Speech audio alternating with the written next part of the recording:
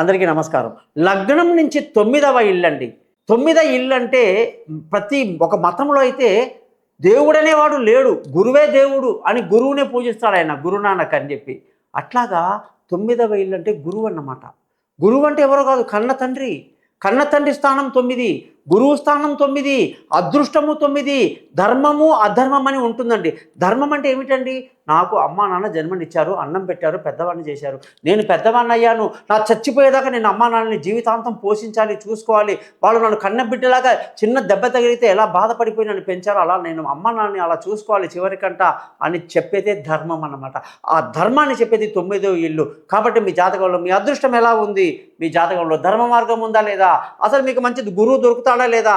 మీ నాన్నకు మీకు రిలేషన్షిప్ ఎలా ఉంది? ఆయన నుంచి ఆస్తి వస్తుందా పోతుందా? ఇవన్నీ చెప్పేది 9వ ఇల్లు. మీ date of birth, time of birth, place of birth నాకు పంపించండి. మీ జాతకం మొత్తం 50 పేజీలు రెడీ చేసి మీతో ఫోన్లో మాట్లాడి పరిహారాలు చెప్పి జాతకాన్ని మీకు మెయిల్ చేసి 15 నిమిషాల రికార్డుని కూడా మీరు అప్పుడప్పుడు వినొచ్చు.